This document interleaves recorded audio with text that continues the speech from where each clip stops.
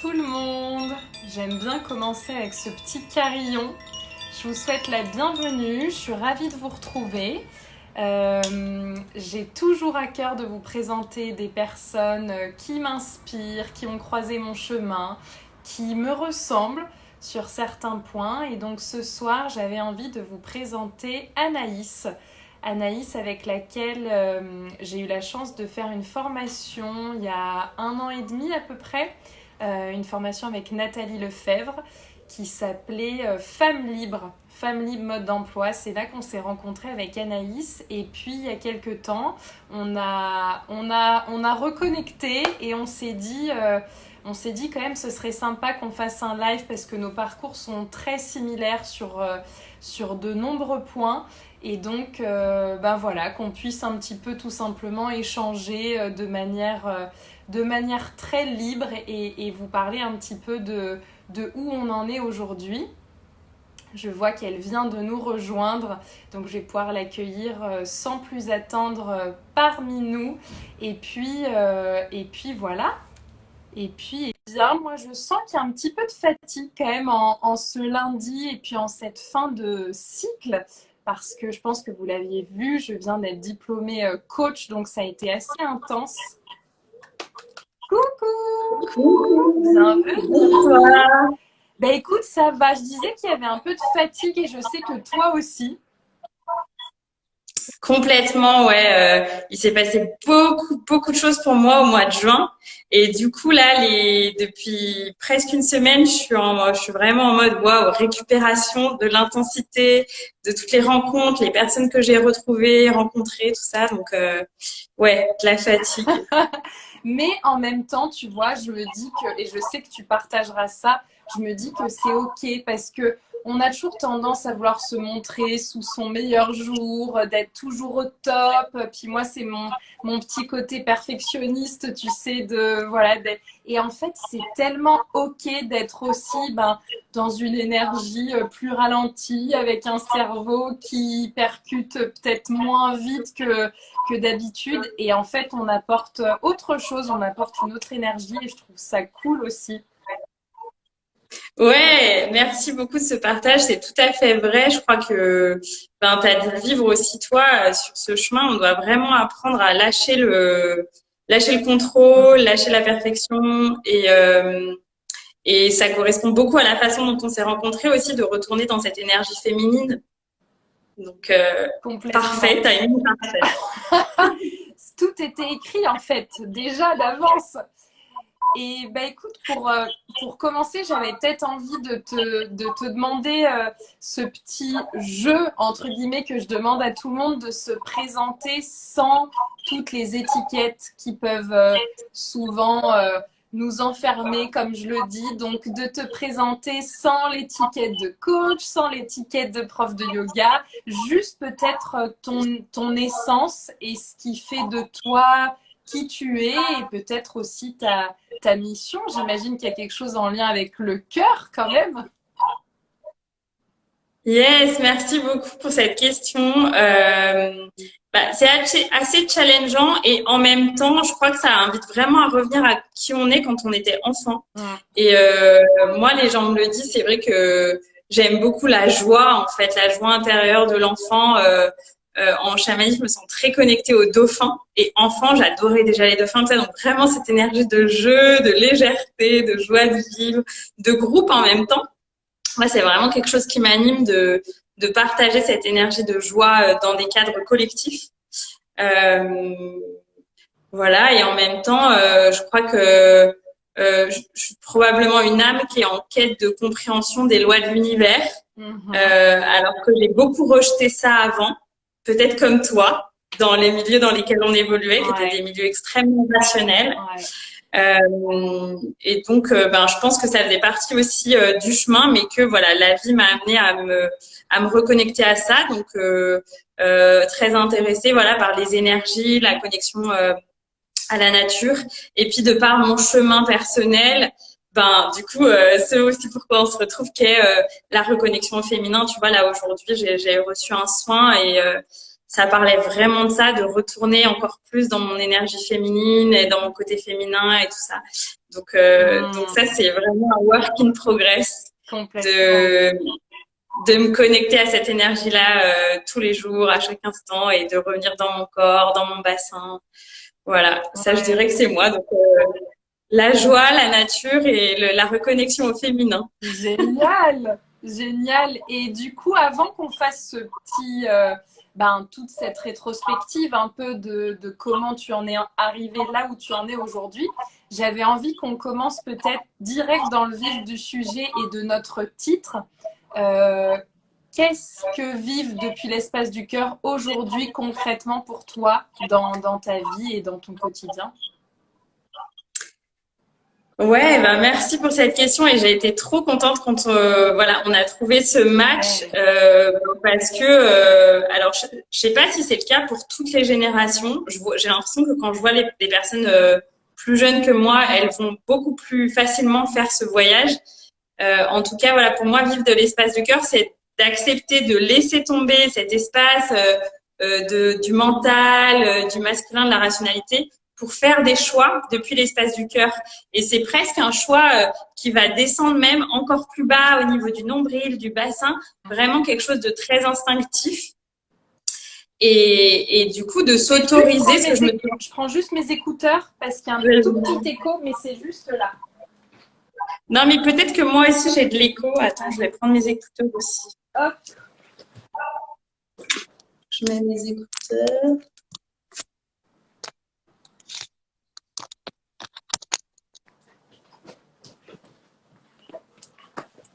Voilà. Ouais, parfait, je fais comme toi. Tac.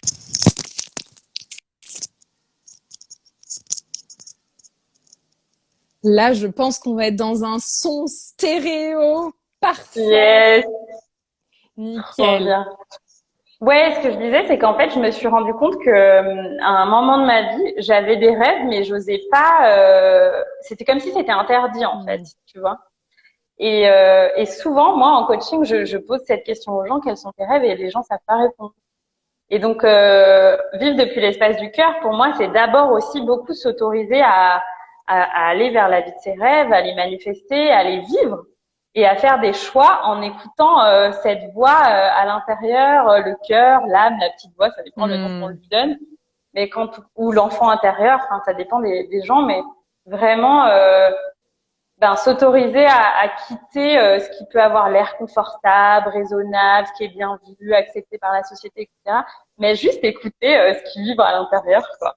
Complètement. Et tu vois, ça me fait penser à quelque chose. Tu vas me dire, toi, comment tu le perçois. Mais je déjeunais ce midi avec une amie et je lui rappelais un truc qui, moi, tout de suite, dès que je me le dis, tu vois, ça me fait redescendre d'un cran. Je me lâche la grappe en me disant ça.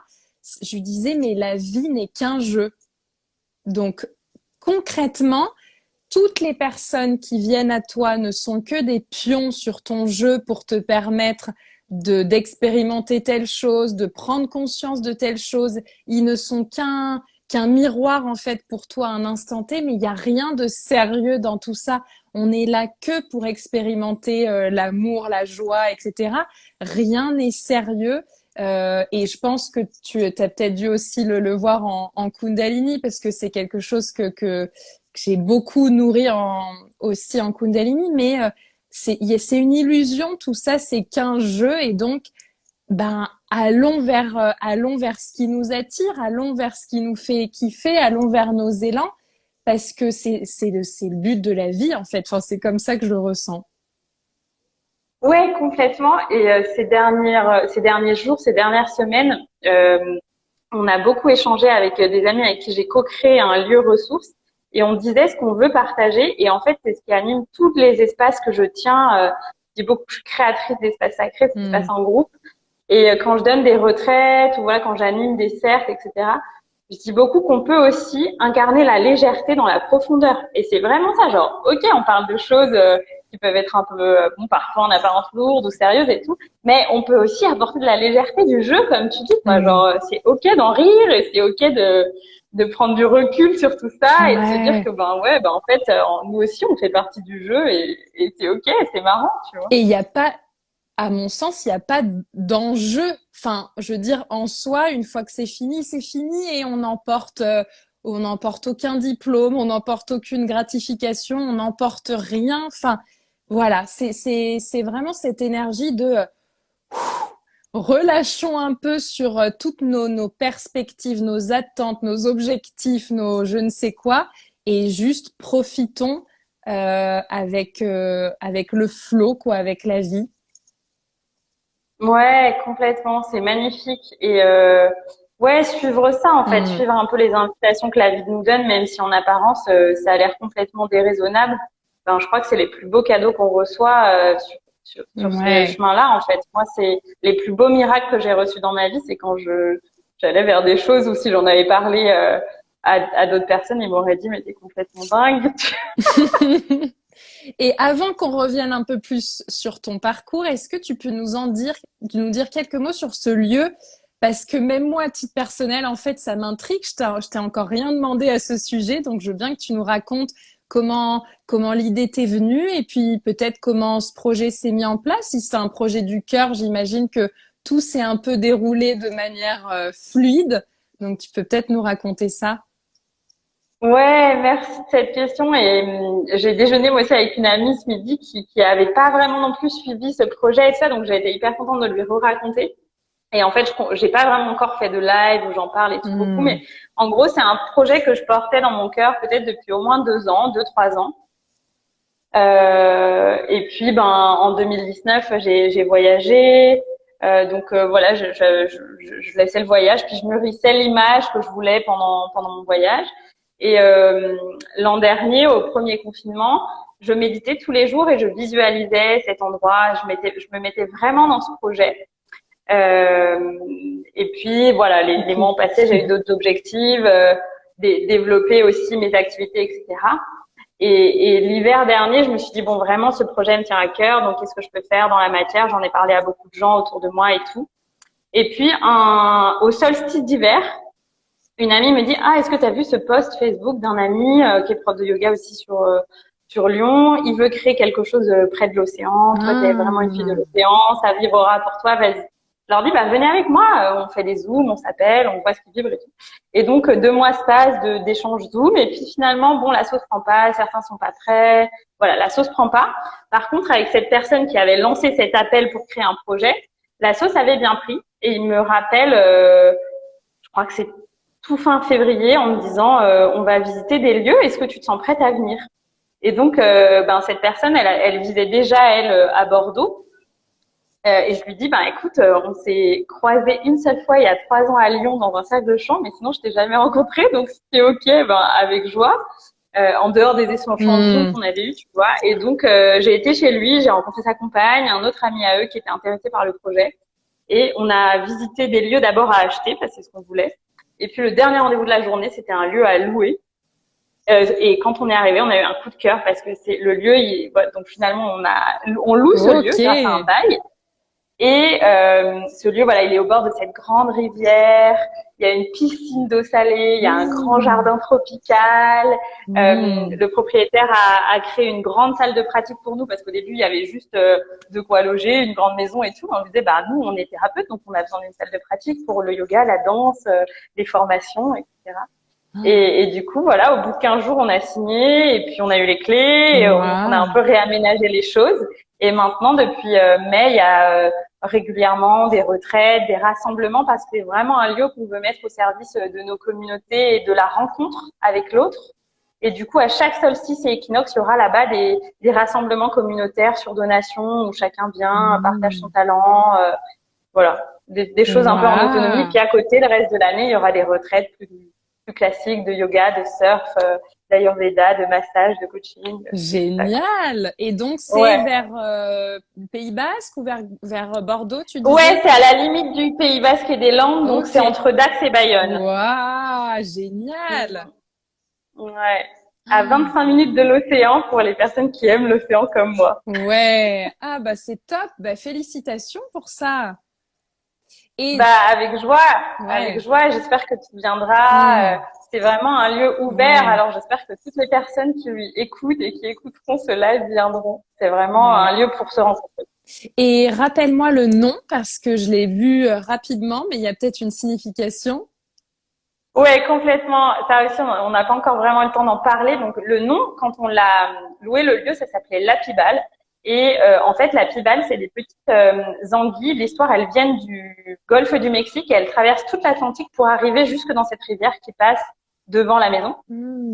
Et c'est des poissons extrêmement rares et d'une grande valeur et extrêmement difficiles et précieux à pêcher. Genre, tu les pêches à un certain horaire de la nuit, avec une certaine technique, etc. Et ça s'appelle l'or blanc. D'accord. Et quand on a visité le lieu, on a vraiment senti cette énergie un peu de dragon d'eau qu'il y avait dans la rivière. Donc on s'est dit, ok, je crois que le lieu, il veut qu'on garde ce nom. Mais par contre, pour rajouter cette vibration de rencontre, on a voulu ajouter arc-en-ciel. Donc le lieu et notre Instagram, ça s'appelle La Pibale Arc-en-Ciel.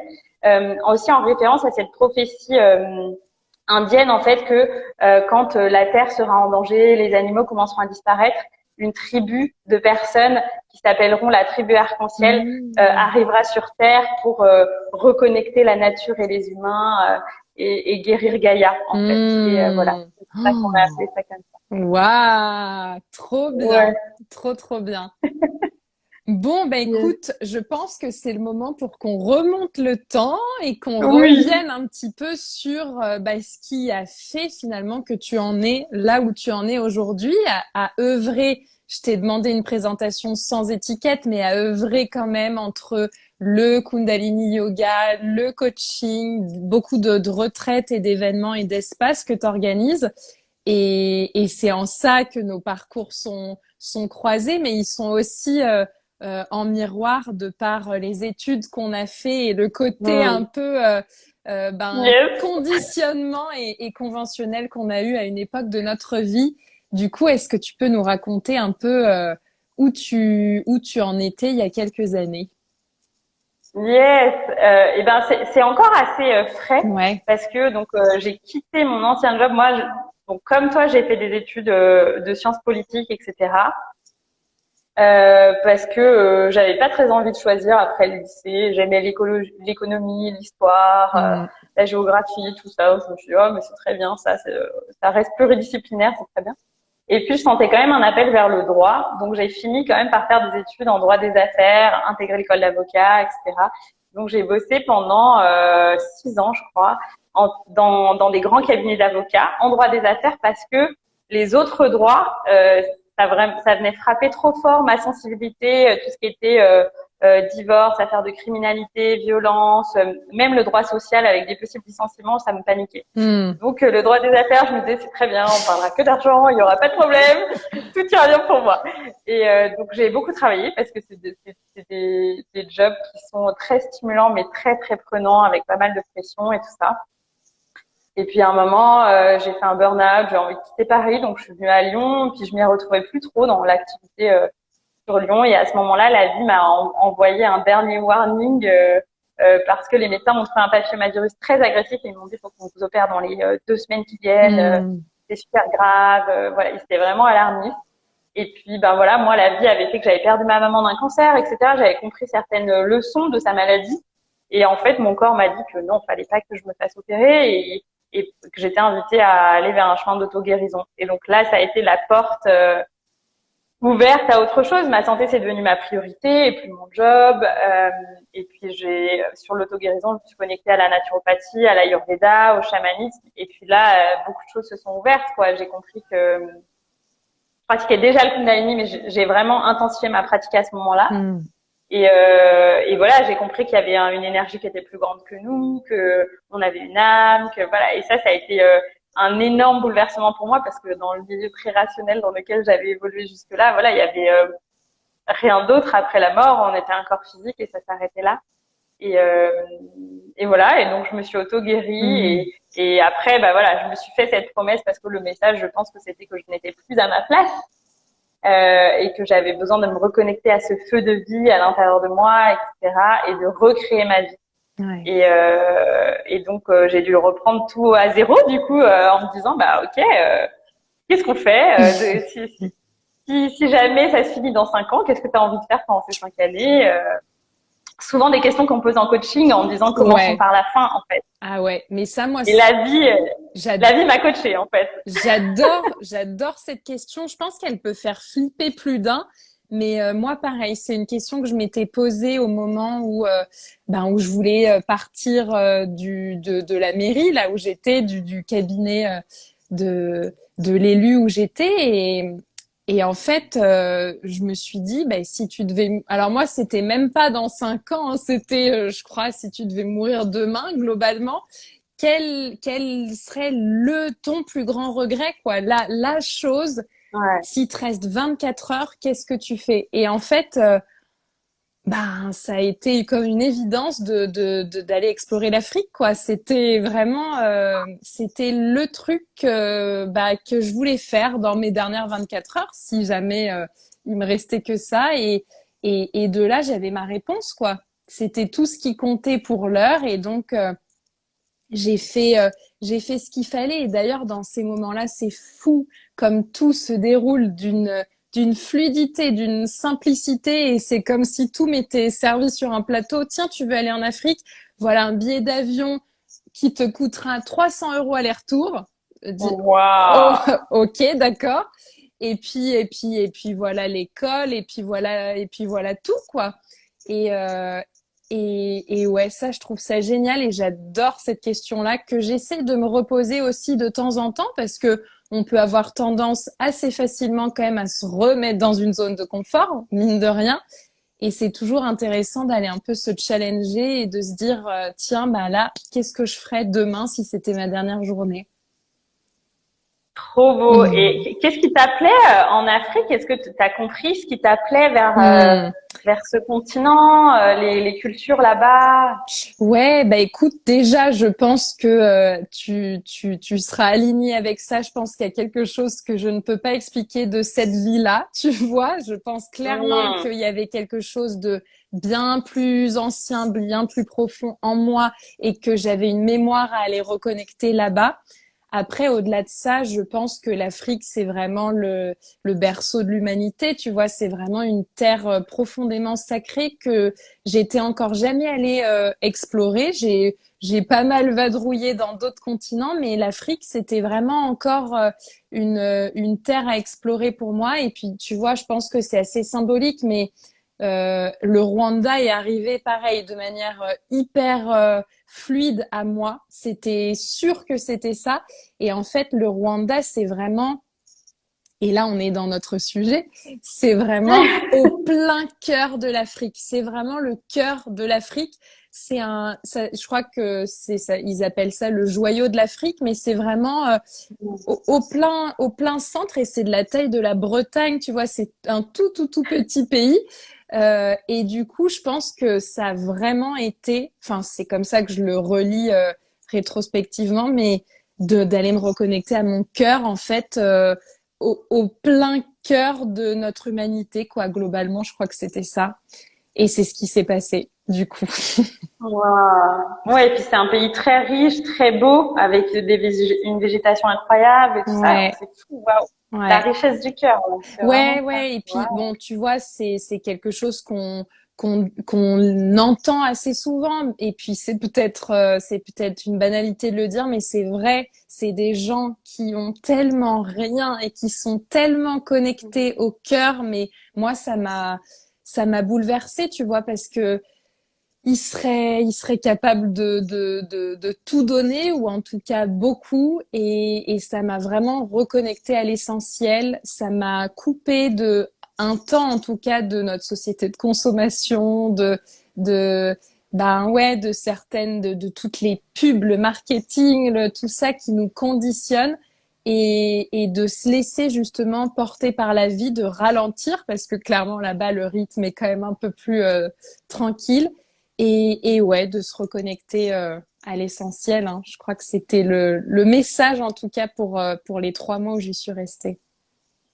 Waouh, métamorphose, magnifique. Est-ce que tu as ressenti ça, toi, en Inde? Je crois que tu as pas mal été exploré de ce côté-là. Qu'est-ce que ça t'a apporté, toi, ce voyage-là? Ouais, c'est pas simple à résumer, mais Hmm. j'ai exploré un peu les deux polarités de l'Inde, c'est-à-dire que j'ai été tout au sud, dans le Kerala. J'ai passé là-bas un mois et demi. Et ensuite, j'ai été tout au nord, chez les Sikhs, pour Hmm. connecter au Kundalini, à Amritsar, et puis un petit peu dans l'Himalaya. Et le reste, je suis quand même allée un mois aussi au-dessus de Goa, Ok. dans une communauté spirituelle, etc.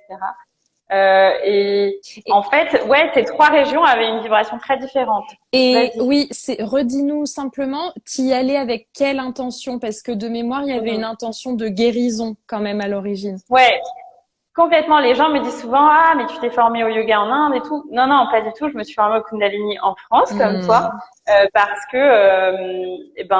il y a des super écoles en France. L'enseignement est d'une Ouais. très grande qualité. Voilà, j'avais envie de recevoir l'enseignement en France avec un réseau de professeurs et d'élèves français que je pouvais reconnecter en revenant, etc. La Sangha est très forte et c'est un grand bonheur en Hmm. fait. Et puis que moi, voilà, j'avais eu des recommandations vers des enseignants en France, et du coup, j'étais là, bon, ok, je savais que je pouvais y aller les yeux fermés. Et, euh, et donc, voilà, je me suis formée en France, et juste après, je suis partie en Inde, et en effet, mon intention, c'était, et d'ailleurs, c'était très symbolique, non seulement j'avais eu ce problème gynécologique, voilà, à la fin de ma Hmm. carrière d'avocate, mais en plus, je n'ai pas eu mes règles pendant 3 ans. Mais vraiment rien, quasiment pas une goutte de sang. Et c'était vraiment la preuve que j'avais plus de sang créateur, que j'avais plus de fertilité à l'intérieur. Et je suis allée là-bas en me disant, ok, il y a quand même quelque chose vraiment en profondeur. J'avais exploré plein de pistes, j'avais auto-guéri le papillomavirus, mais ça revenait pas. La fertilité du cycle, etc. Et quand je suis allée en Inde, bah voilà, j'ai été un mois en panchakarma, donc une longue cure ayurvédique qui en général Hmm. dure plutôt 3 semaines. Moi, ils m'ont dit, on vous garde un mois. J'étais là, bon, bah ok, on va passer Noël ensemble alors. Donc j'ai fait Noël avec eux. Et il y a eu beaucoup de magie parce que ça m'a appris justement encore plus à ralentir. Rester un mois à un endroit quand on fait un panchakarma, on n'a pas le droit d'aller. Enfin, en tout cas, on est invité à ne pas s'exposer au soleil, à ne pas se baigner dans l'eau de mer, etc. Donc c'était vraiment juste se lever, se faire masser, manger, retourner dans son bungalow, Hmm. lire, méditer, se coucher, et les journées recommençaient comme ça. Donc vraiment être en soi, quoi, se Ouais. mettre comme dans un cocon et se couper du monde et ne rien faire. Et du coup, mes règles sont venues un mois après, en fait, un mois après ça, parce que je commençais à reprendre le pouvoir, l'énergie de vie en moi. Je donnais de plus en plus de cours, je partageais beaucoup plus, un peu comme un blog de voyage, Hmm. etc. Donc, mon projet de vie devenait beaucoup plus clair.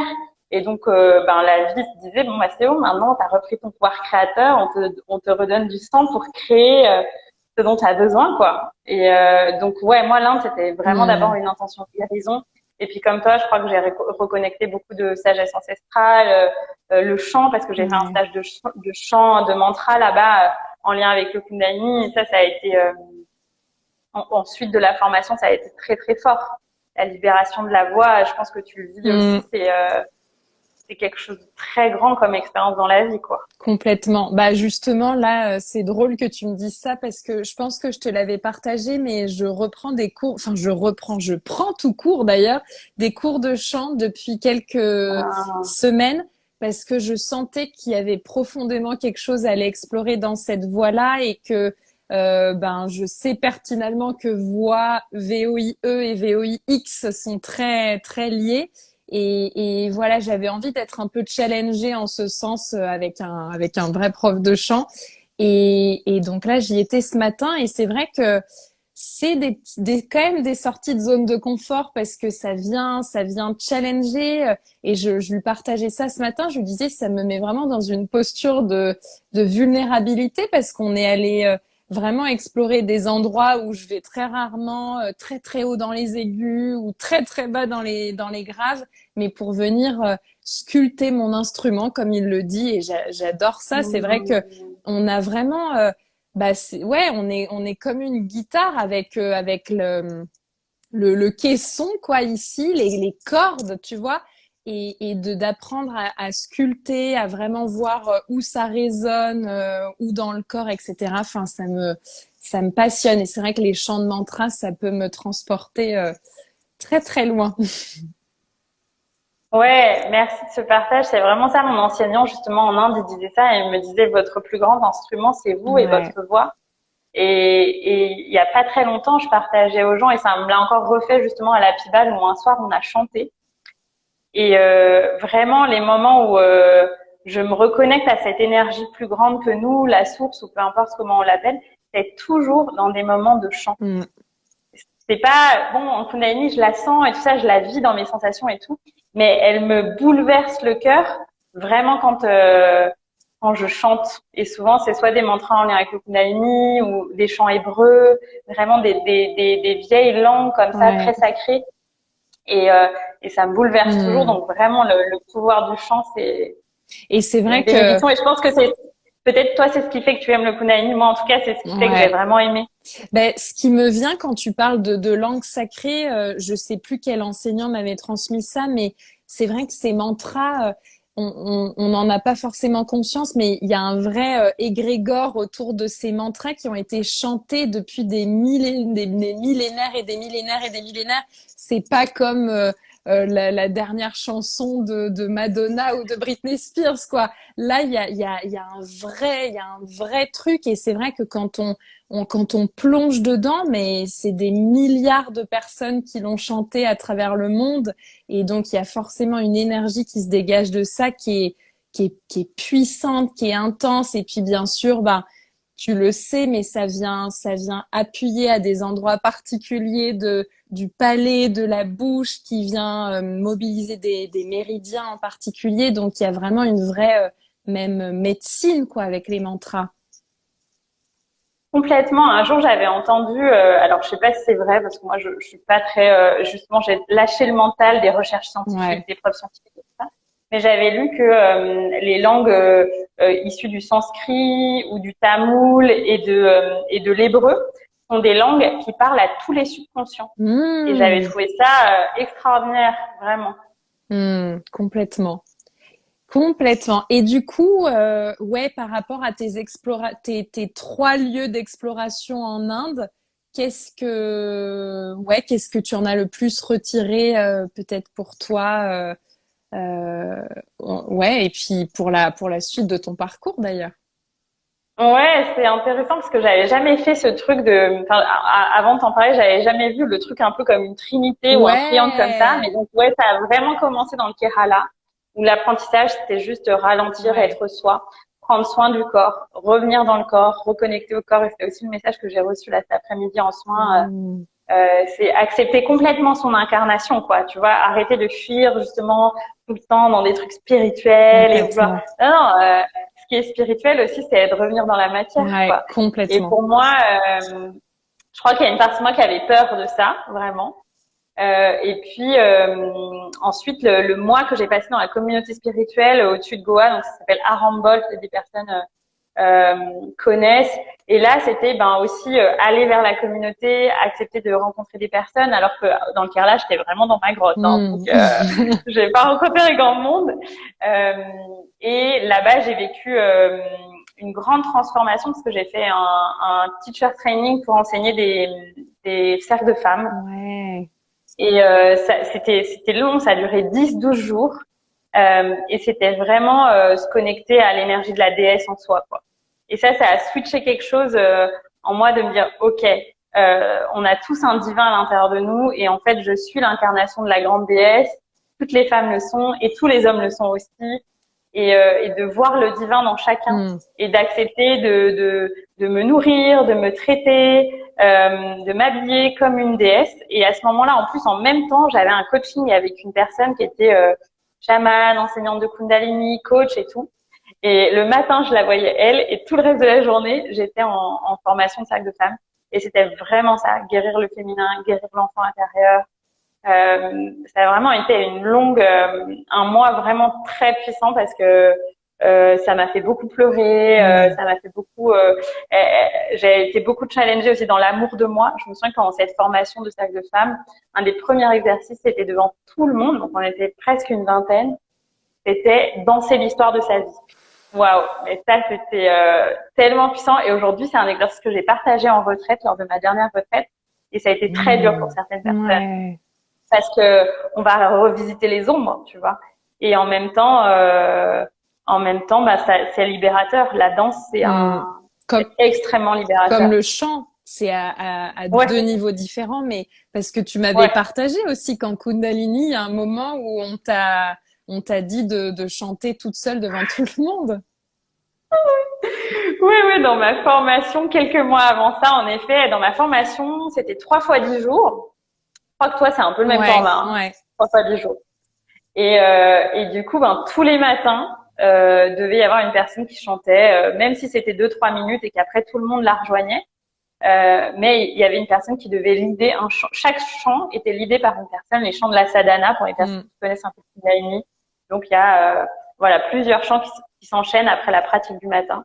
Et chaque chant était leadé par quelqu'un. Et donc on devait s'asseoir sur l'estrade devant tout le monde et leader le chant avec la mélodie qu'on voulait, le rythme qu'on voulait. Et moi, je me souviens pas avoir chanté toute seule devant tout le monde dans ma vie, tu vois. Pourtant, par exemple, danser, j'ai beaucoup dansé plus jeune, donc je faisais des spectacles de danse et tout ça, mais pour ça, c'est beaucoup plus facile pour moi.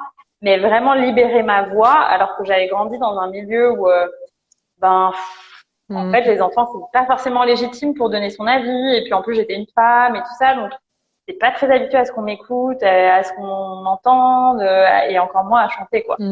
Et les premières fois, je me suis dit, mais jamais je pourrais faire ça.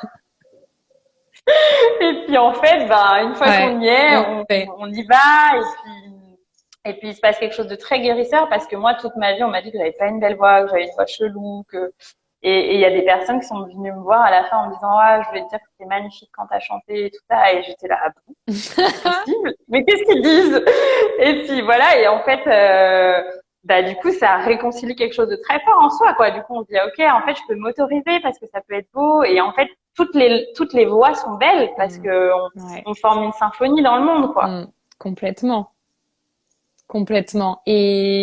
Et oui, c'est clair c'est le mental qui veut dire que c'est juste ou faux ou pas.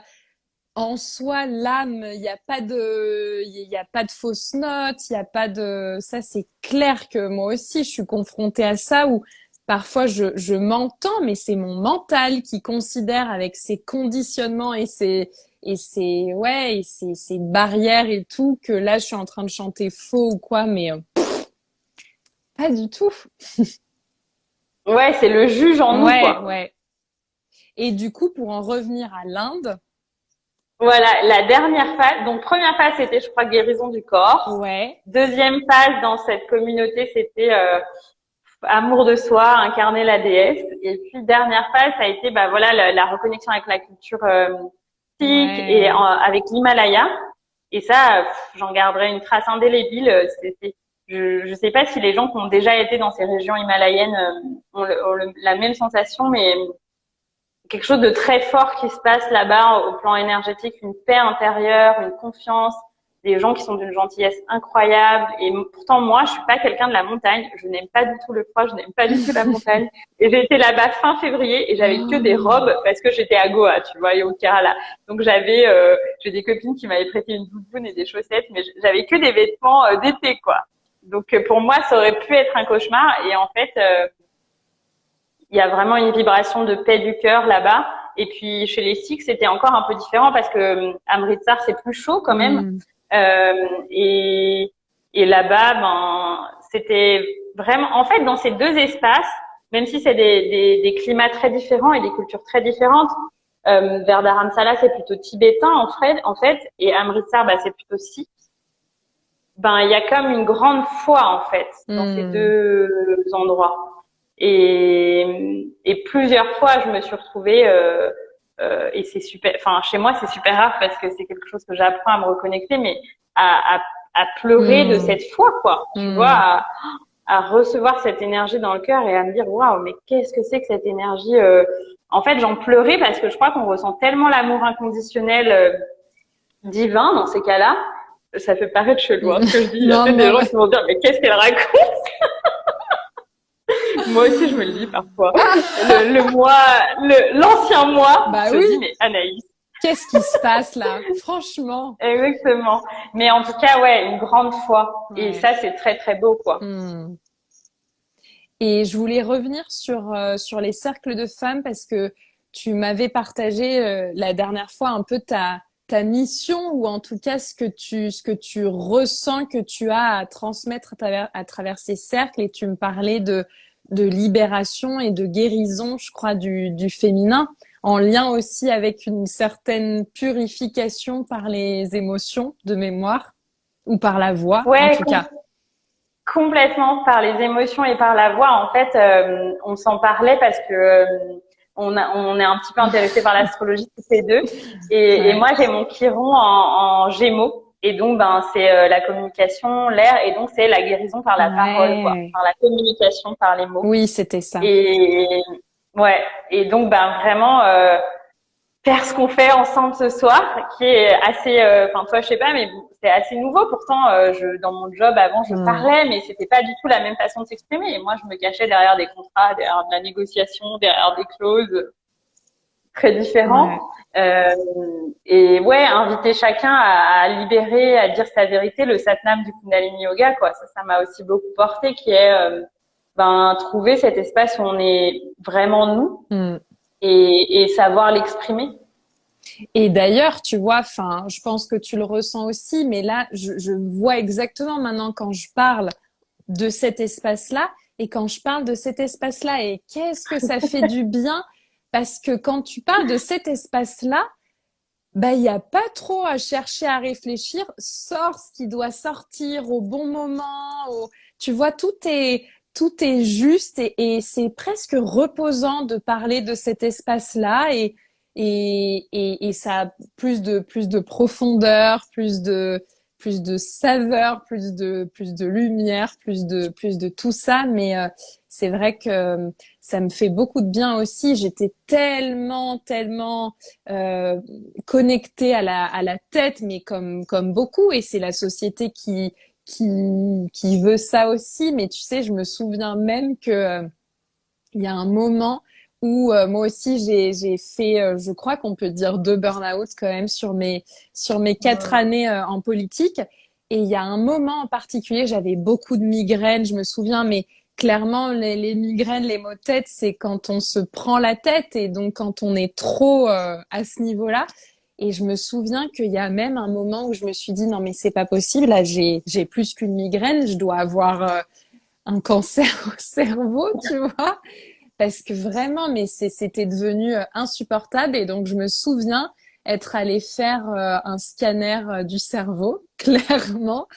Et le médecin m'avait dit, mais non, regardez, il m'avait tout bien expliqué. Regardez, tout va très bien. Là, votre cerveau, il est en parfaite santé. Normalement, s'il y avait quelque chose, il y aurait une petite couleur, machin. Enfin, il m'avait tout bien. Et il m'avait dit non, mais c'est pas à ce niveau-là que ça se passe du tout. Et il y avait comme ça des petites alertes mais redescends à un autre espace et à un autre endroit que dans ta tête, quoi. Ouais, et en fait, moi, ça a été un grand déclic quand on m'a partagé ça. Peut-être que on me l'avait dit avant, mais en fait, il y a eu un moment où j'étais prête à le recevoir et à me dire ah ouais, non mais ok, en fait, je peux juste écouter les désirs de mon cœur. Et ça a complètement switcher tout le reste, quoi. C'est-à-dire que peut-être que ma tête, elle avait peur, mais bon, je la mettais un peu de côté. Je lui disais, bon, écoute, tu reviendras quand j'aurai vraiment besoin de toi. Et puis, en attendant, moi, j'écoute les désirs de mon cœur. Et ça change tout, en fait. Tu vois, hier, je partageais ce choix, l'audace de la voix du cœur, etc. Et quelqu'un m'a demandé, est-ce que tu te sens épanouie dans ta nouvelle vie? Et en fait, il y a même pas de comparaison, quoi. Je crois que... oui.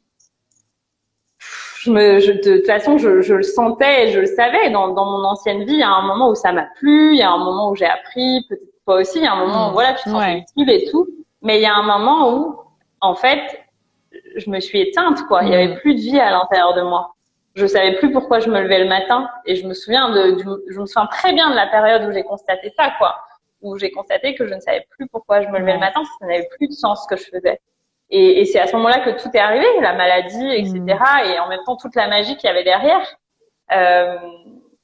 Parce que en fait, je pouvais pas rester dans cet espace. On peut pas rester dans cet espace où les choses n'ont pas de sens pour nous. Tu sais, je sais pas si toi si tu le fais, si c'est une pratique que t'aimes faire, mais depuis depuis ma première session de formation de Kundalini, je me réveille maintenant tous les matins en me répétant mes valeurs. En fait, en me répétant justement ce pourquoi je me lève le matin, tu vois. Et notre mentor nous disait, vous n'allez pas faire pipi tant que vous ne vous êtes pas répété vos valeurs, tu vois. Et en fait, c'est vrai que c'est tellement précieux parce que ça donne le ton de la journée avec un truc qui a du sens, clairement. Enfin, moi, je sais maintenant que, alors parfois, je le conscientise moins que d'autres, hein. Parfois, je le dis juste comme ça. Mais elle disait, vous verrez d'ailleurs, quand vous le direz juste comme ça, juste pour le dire, votre journée elle aura un peu moins de saveur que quand vous le direz vraiment avec consistance et avec tout votre cœur. Et je te rejoins, c'est vrai qu'il y a un côté parfois pilote automatique où voilà, on vit notre vie comme ça sans se poser de questions et on est complètement le nez dans le guidon et c'est tellement précieux de s'extraire parfois. Et justement, le voyage permet ça, de prendre du recul, de sortir de notre cage à hamster, là où on tourne comme des fous, on se rend même pas compte, de s'extraire, de venir un peu en observateur de sa vie. Moi, je me souviens que c'est clairement ce que j'ai fait en Afrique parce que franchement, l'emploi du temps, c'était quand même assez tranquille. Donc, j'avais plein de moments de rien, en fait, et de vide. Et où je suis venue un peu regarder et faire le bilan, quoi, et me dire, ah ouais, d'accord, ok. Et voilà, c'est tellement un cadeau. C'est aussi, je pense, que nous a invité toutes ces périodes de confinement. Si les personnes ont accepté de jouer le jeu en ce sens, c'est vraiment de venir s'observer, de venir à l'intérieur, de faire un peu le bilan de sa vie, tu vois, jusqu'à maintenant et de voir où on veut aller. Et encore une fois, il n'y a pas de bonne réponse, il n'y a pas de juste ou de moins juste, c'est juste d'être aligné avec son cœur, voilà. Ouais, et puis de se rappeler, comme tu disais au début, que c'est un jeu. Ouais. Donc en fait, moi, les gens me disaient quand j'ai quitté mon métier d'avocat, il y a beaucoup de gens qui disaient, oh, mais toutes c'est des études pour ça, et puis qu'est-ce que tu vas faire si ça se passe mal? Ben, je leur disais, en fait, je perds pas mon diplôme. Donc si ça se passe mal et que je veux redevenir avocate, je reprends mon téléphone et je reprends un job d'avocate. Et je leur disais, mais en fait, il y a aucun enjeu, quoi. Détendez-vous, il y a aucun enjeu. Et peut-être une petite question que je pense beaucoup de personnes se posent. Comment t'as vécu justement le regard des autres peut-être à ce moment-là? Je pense notamment aux parents parce que moi, c'est quelque chose que j'ai expérimenté. Comment t'as transcendé ça peut-être à ce moment-là? Alors, tu vois, rétrospectivement, pendant cette année qui a été une année d'auto-guérison, j'étais suivie par 2 psychothérapeutes, dont un qui était aussi coach. Et j'ai fait un gros travail de transformation de mes relations avec ma famille. Et parfois, ça impliquait des périodes où on avait beaucoup moins de contact que d'habitude. Parce que, par exemple, avec une personne, j'avais un schéma de sauveur. Avec une autre personne, j'avais un schéma de victime. Et puis avec une autre personne, j'avais un schéma de bourreau, etc. Et donc, en fait, ça a nécessité pour moi de préparer mon papa, parce que moi, ma maman n'est plus là, mais mon papa, je l'ai préparé. Il a mis énormément de temps à accepter, mais voilà, au moins je l'ai préparé. Et puis me détacher du regard des autres, aller dans mon satnam, comme on transmet en Kundalini Yoga, de me dire, en fait, il n'y a pas d'enjeu.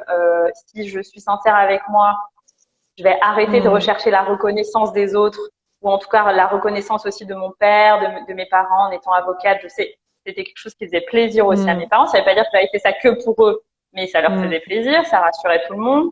Donc me détacher de ça, de me dire, ok, j'ai pas besoin qu'on me reconnaisse pour ça, je sais me reconnaître, je me vois. Je perdrai pas de la valeur. Et puis si même plus, parce que je suis plus avocate, tant pis pour eux, mais j'ai suffisamment d'amour propre pour dépasser ça. Et puis surtout, ça a été parce que en fait, les gens viennent aussi vous tester. Au-delà des parents, il y a aussi des amis, des proches qui vous disent mais comment tu vas faire? Moi, mon père me disait mais comment tu vas faire pour payer ton loyer, tout ça, parce qu'au début, mon activité principale, au début, je leur disais moi j'ai vraiment envie de transmettre le yoga. Et au début, ça fait peur parce que il y a certaines images où certains profs de yoga peuvent galérer, tout ça. Alors que bon, tout ça c'est juste des croyances, hein, mais voilà. Et en fait, ce que un jour j'ai entendu qui m'a vraiment marqué, c'est ne pas écouter les briseurs de rêve. Et ça, je me suis dit, ok, donc tous ces gens, s'ils viennent briser mon rêve, pour l'instant, je les écoute pas. Je peux juste prendre en compte ce qu'ils m'ont dit pour alimenter mon projet, vérifier si dans les angles morts, j'ai pas oublié des trucs et en général, maintenant, je sais que les gens sont des messagers. Donc, en fait, maintenant, je sais que voilà, ils viennent juste nourrir mon moulin. Et à l'époque, je me disais, ok, je ne prends pas leurs trucs comme je dois arrêter de rêver. Je prends juste leurs trucs comme comment je peux améliorer mon projet. Et ça a beaucoup changé ma dynamique, quoi. Et puis, les personnes qui vraiment étaient réticentes, pendant quelques semaines, je leur parlais un peu moins.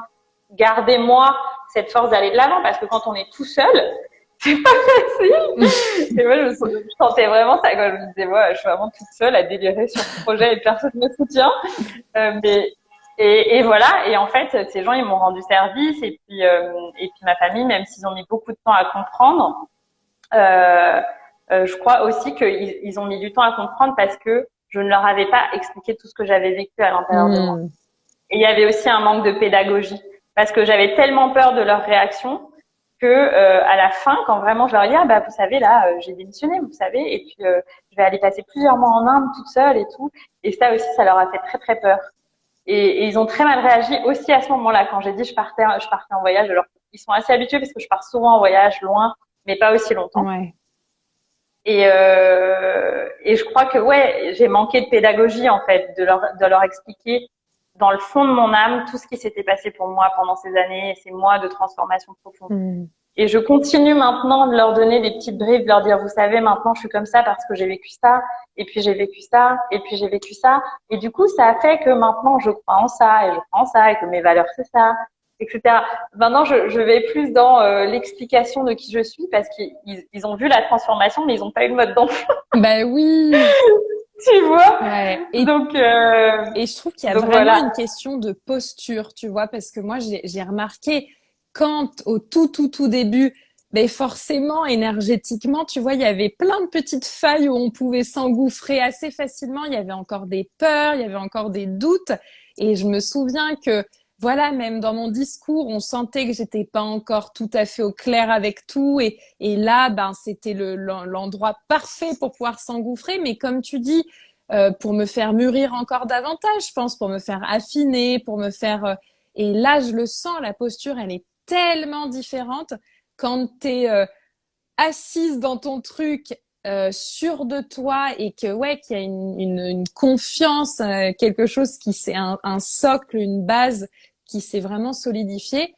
Et là, on a beau dire quoi que ce soit, ça n'a plus du tout le même impact. Et même, j'ai même envie de dire, on me dit plus quoi que ce soit, justement. C'est dingue. Exactement. Et en fait, ce socle dont tu parles, je crois que c'est la reconnexion à soi-même, quoi, à sa vérité, à son satnam. En fait, quand t'es vraiment dans cet espace, t'es vrai. Donc, en fait, si t'es vrai, qu'est-ce qui peut se passer? Rien, en fait. Tu vois, t'es vrai, tu vis depuis l'espace du cœur, tout le monde te soutient, en fait. Et les gens disent, waouh, elle est vraie, waouh. Et l'univers, il entend ça. Et du coup, il te soutient. Moi, il y a les espaces de plus grande magie, c'est toujours dans des moments où j'ai fait, ok, en fait, dans cet espace, je suis fausse. Donc, je ne vais plus là et je vais dans le vrai. Et là, l'univers, il te dit toujours, ah ouais, ok, tapis rouge alors. C'est clair. Et j'avais peut-être envie de te demander, avant qu'on fasse notre petite surprise de clôture, comment du coup t'es arrivée au coaching et qu'est-ce que ça t'apporte et comment ça nourrit aussi ta mission au quotidien?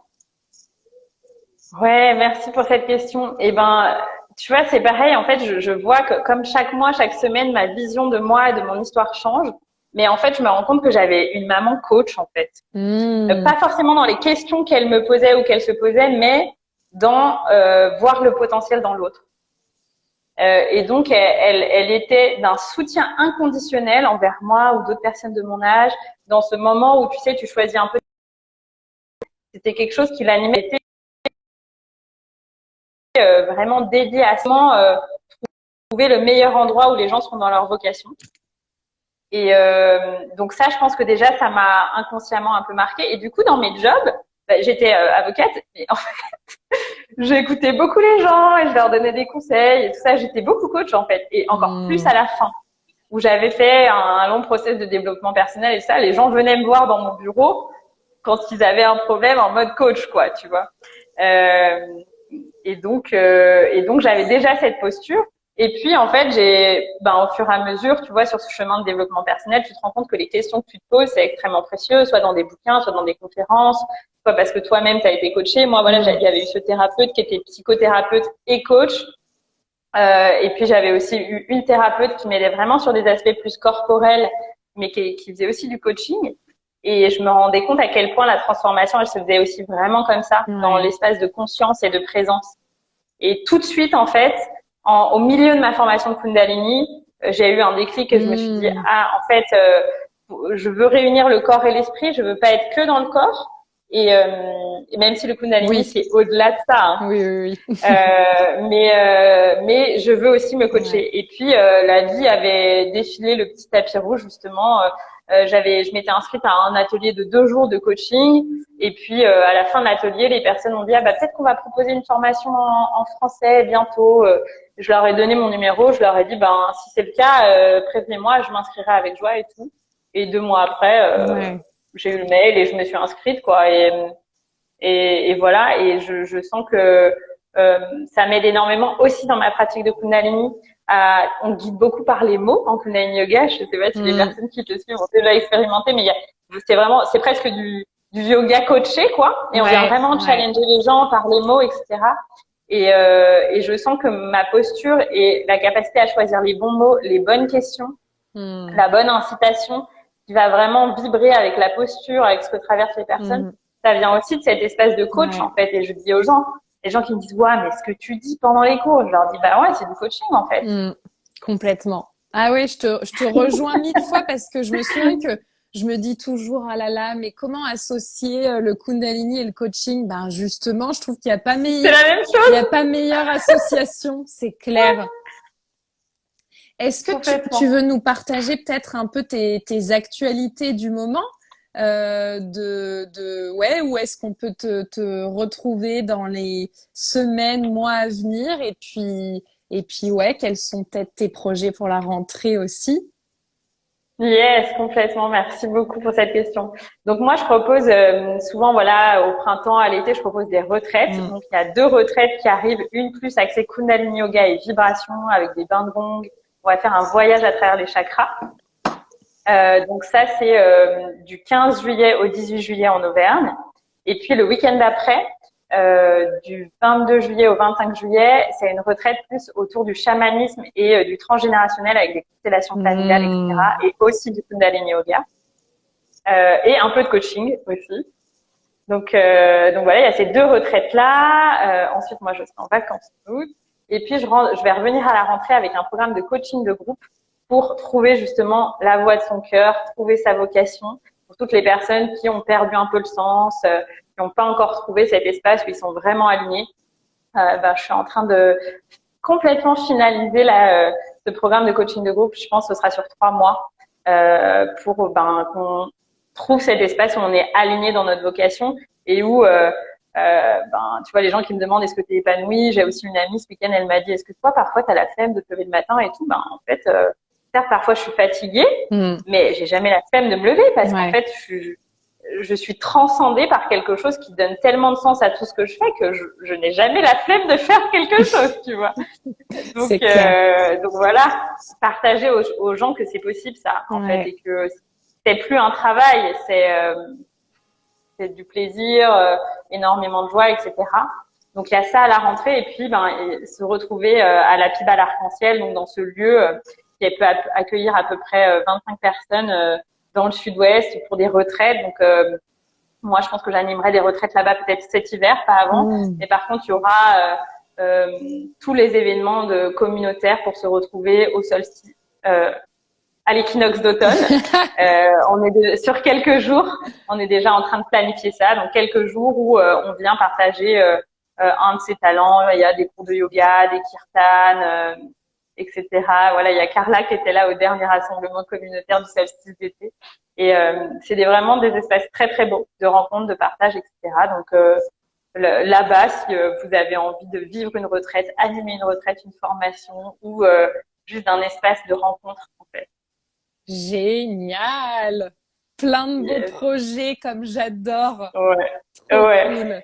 Trop, trop cool. Et du coup, ouais, j'avais envie de te demander si tu acceptais de clore ce live avec un petit tirage spécial, spécial guidance pour cet été peut-être ou pour ce mois de juillet. Ou enfin moi, c'est vraiment dans ces énergies-là que je suis, tu vois, je clôt un chapitre clairement qui a duré 9 mois en plus, j'en entame un autre, donc ouais, guidance pour là, ces énergies de l'été et du début d'été du mois de juillet. Ouais, trop bien, c'est toi qui m'as suggéré cette idée et j'ai adoré, moi j'adore faire des petits tirages, j'en fais à chaque nouvelle lune, pleine lune et tout. Et donc ouais, on va faire un tirage pour l'été, j'ai choisi, là je me suis dit, qu'est-ce que je vais proposer? Et j'ai choisi l'oracle des fées, un peu dans ce truc un peu léger de l'été. Et puis parce qu'il les messages sont très clairs, tu vois, donc il y aura pas d'ambiguïté sur ce qui se passe. On n'aura pas beaucoup enfin voilà, il y aura pas d'ambiguïté. Il y a certains messages qui peuvent être sous plusieurs formes, mais globalement ça va être simple. Ah, c'est parti, je vais tirer 3 cartes et puis je vais vous les partager. Ok, alors c'est parti. Ah bah déjà, franchement, ça commence bien. J'adore. Alors, en plus, c'est la carte du jeu et ça dit été. Tout ce que vous souhaitez sera votre en été. Oui.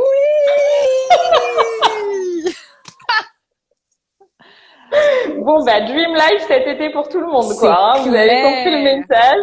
C'est clair. Ah, alors ça, tu nous la mets en photo en story celle-là, hein, pour qu'on la retrouve. Ouais, complètement. Trop cool. Et donc la deuxième, ouah, non mais écoute, c'est quand même extraordinaire. Bon, tu vas aimer, mais du coup c'est un message aussi pour toutes les personnes qui écoutent cette vidéo. Je crois en plus que j'ai quasiment jamais tiré cette carte. Est-ce que t'es prête? Oui. Nouvelle carrière? Oui.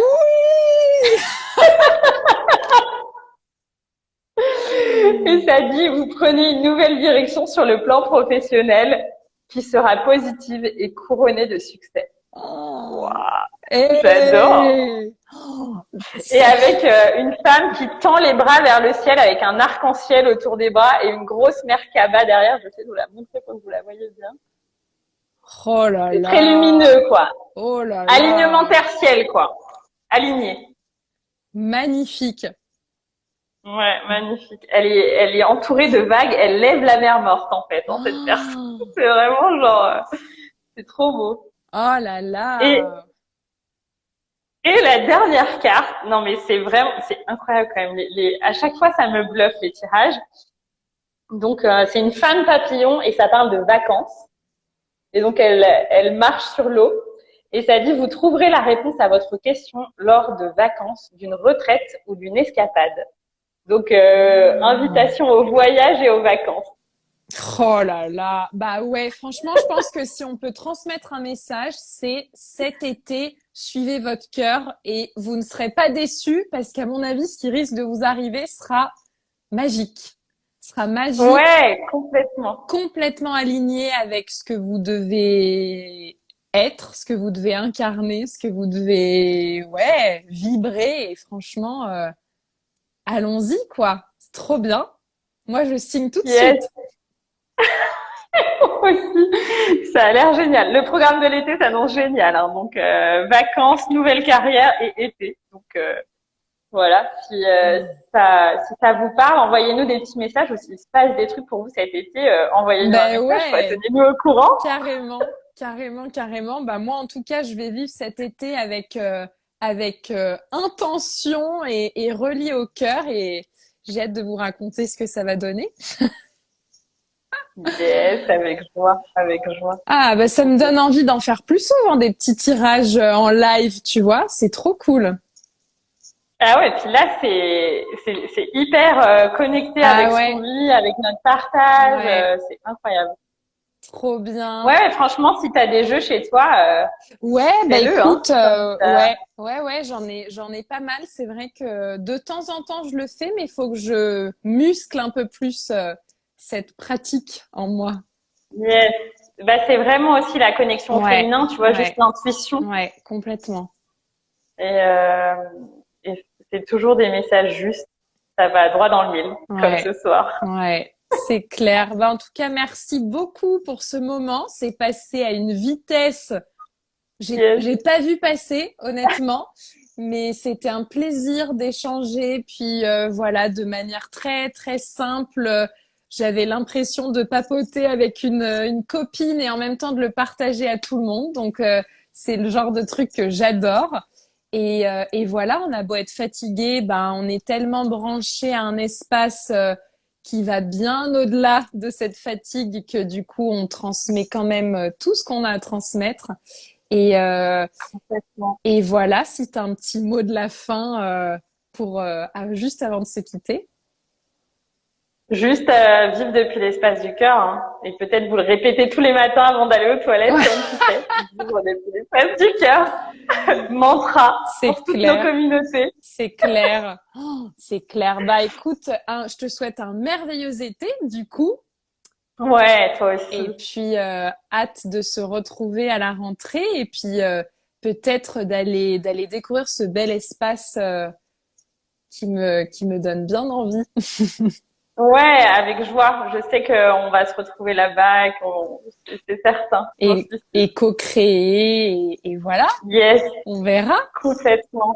Plein de belles Complètement. Co-créer choses. de la magie. Ouais, c'est clair. Bah, je t'embrasse très très fort et puis merci à toutes les personnes qui nous ont suivis, qui sont passées, qui sont revenues et puis merci à toutes les personnes qui nous suivront en replay aussi parce qu'on va le partager Complètement.